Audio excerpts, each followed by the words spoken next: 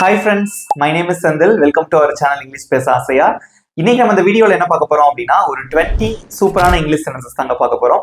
So இது எல்லாமே கொஞ்சம் சிம்பிளான சென்டென்சஸ் தான், பட் நம்ம டெய்லி லைஃப்ல யூஸ் பண்ணக்கூடிய சென்டென்சஸ்.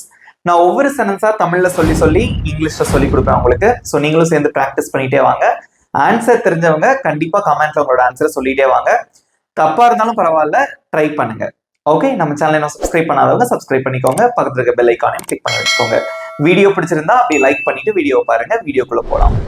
ஃபர்ஸ்ட் நம்ம பார்க்க போற சென்டென்ஸ், நீ என்ன சொன்ன, நீ என்ன சொன்னாய் அப்படிங்கக்கூடிய ஒரு கொஸ்டின். அதை எப்படி இங்கிலீஷ்ல கேட்பீங்க? எப்படி கேட்கலாம்? நீ என்ன சொன்னாய்?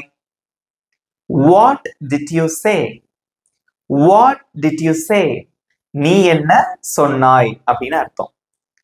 நெக்ஸ்ட் நம்ம பார்க்க போற சென்டென்ஸ், எனக்கு உதவி தேவை. எனக்கு உதவி தேவை அப்படின்னு சொல்லணும். உங்களுக்கு ஒரு ஹெல்ப் தேவைப்படுது, அப்ப நீங்க சொல்றீங்க எனக்கு உதவி தேவை அப்படின்னு சொல்றீங்க. அதை எப்படி இங்கிலீஷ்ல சொல்லலாம்? I need help. I need help. இதே இது எனக்கு உன்னுடைய உதவி தேவை அப்படின்னு சொல்லணும். எனக்கு உன்னுடைய உதவி தேவை அப்படின்னு சொல்லணும். அதை எப்படி இங்கிலீஷ்ல சொல்லுவீங்க? ஒரு சின்ன வார்த்தையை சேர்க்கணும், அவ்வளவுதான். உன்னுடைய அப்படிங்கிற வார்த்தை எக்ஸ்ட்ரா இருக்கு, அதை சேர்த்துக்கோங்க. எப்படி சொல்லுவீங்க? I need your help. I need your help. Okay, இதே மாதிரி எனக்கு அவனுடைய உதவி தேவை அப்படின்னு சொல்லணும். எனக்கு அவனுடைய உதவி தேவை அப்படின்னு சொல்லணும். அதை எப்படி இங்கிலீஷ்ல சொல்லலாம்? I need his help. I need his help. எனக்கு அவனுடைய உதவி தேவை. நீடுனா தேவை அப்படின்னு அர்த்தம். ஹிஸ் ஹெல்ப் அப்படின்னா அவனுடைய உதவி அப்படின்னு அர்த்தம். ஓகே, நெக்ஸ்ட் ஒன், இது எப்படி வேலை செய்யுது, இது எப்படி வேலை செய்கிறது அப்படின்னு கேட்கணும். ஏதோ ஒரு மிஷினா இருக்கட்டும், ஏதோ ஒண்ணு. ஓகே, இது எப்படி வேலை செய்கிறது அப்படின்னு கேட்கணும். அது எப்படி இங்கிலீஷ்ல கேட்கலாம்? How does it work? How does it work? எப்படி இது வேலை செய்கிறது அப்படின்னு அர்த்தம். ஓகே, நெக்ஸ்ட், என்ன பிரச்சனை? என்ன பிரச்சனை? அதை எப்படி இங்கிலீஷ்ல கேட்கலாம்? இது ஒரு சின்ன கேள்வி, அடிக்கடி நம்ம பயன்படுத்தக்கூடிய ஒரு கொஸ்டின். அதை எப்படி இங்கிலீஷ்ல கேட்பீங்க? What's the problem? What's the problem? என்ன பிரச்சனை அப்படின்னு அர்த்தம். எனக்காக காத்திரு. எனக்காக காத்திரு அப்படின்னு சொல்லணும். அதை எப்படி இங்கிலீஷ்ல சொல்லலாம்? Wait for me. Wait for me. Wait அப்படின்னா காத்திரு அப்படின்னு அர்த்தம். ஃபார் மீ அப்படின்னா எனக்காக அப்படின்னு அர்த்தம். நெக்ஸ்ட், அவனுக்காக காத்திரு அப்படின்னு சொல்லணும். இதுல இருந்தே அதை நான் சொல்லி கொடுக்க போறேன். Wait for him. அவளுக்காக காத்திரு அப்படின்னா வெயிட் ஃபார் ஹெர். செந்திலுக்காக காத்திரு அப்படின்னா வெயிட் ஃபார் செந்தில் அப்படின்னு நம்ம சொல்லலாம். நெக்ஸ்ட், ஆரம்பிக்கலாம். ஸ்டார்ட் பண்ணலாம் அப்படின்னு சொல்லுவோம் இல்லையா? இப்போ குரூப்பா நின்று பேசிட்டு இருக்கீங்க, ஏதோ ஒரு வேலையை செய்யணும் அப்படின்னு யோசிச்சு வச்சிருக்கீங்க. அப்ப நீங்க சொல்றீங்க ஆரம்பிக்கலாம், ஸ்டார்ட் பண்ணலாம் அப்படின்னு சொல்றீங்க. அது எப்படி சொல்லலாம் இங்கிலீஷ்ல? Let's start. Let's start. ஆரம்பிக்கலாம். இதே இது ஒரு மீட்டிங் ஆரம்பிக்கலாம் அப்படின்னா லெட்ஸ் ஸ்டார்ட் த மீட்டிங். ஒரு குரூப் டிஸ்கஷன் ஆரம்பிக்கலாம் அப்படின்னா let's start the group discussion. Okay, அந்த மாதிரி நீங்க சொல்லிக்கலாம். நெக்ஸ்ட், எனக்கு உறுதியா தெரியல. எனக்கு உறுதியா தெரியல அப்படின்னு சொல்லணும். அதை எப்படி இங்கிலீஷ்ல சொல்லுவீங்க? I am not sure. I am not sure. Okay, இதே இது எனக்கு அதை பத்தி உறுதியா தெரியல.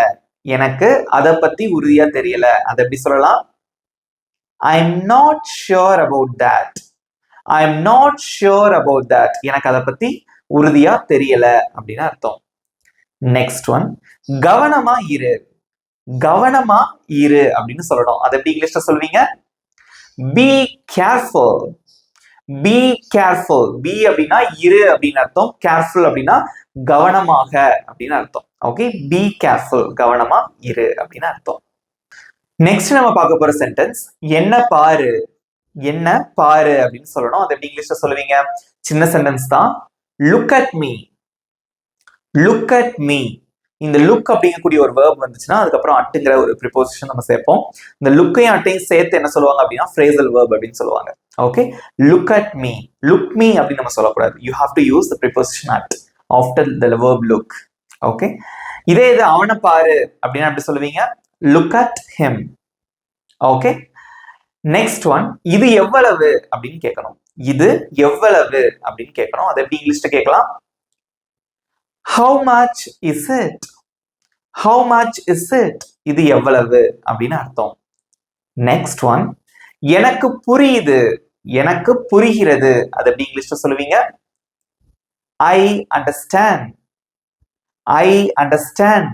எனக்கு புரியுது. நெக்ஸ்ட் ஒன், நீ இப்போ ஃப்ரீயா இருக்கியா? நீ இப்போ ஃப்ரீயா இருக்கியா அப்படின்னு கேட்கணும். அதை எப்படி இங்கிலீஷ்ல கேட்கலாம்? இதெல்லாம் நம்ம வந்து டெய்லி நம்ம ஃப்ரெண்ட்ஸ் கிட்ட கேட்கக்கூடிய ஒரு கேள்விதான் இல்லையா? எப்படி கேட்பீங்க? Are you free now? Are you free now? நீ இப்போ ஃப்ரீயா இருக்கியா? ஆர் யூ ஃப்ரீ அப்படின்னா நீ ஃப்ரீயா இருக்கியா, நவ் அப்படின்னா இப்பொழுது. Are you free now? நீ இப்பொழுது ஃப்ரீயா இருக்கியா அப்படின்னு அர்த்தம்.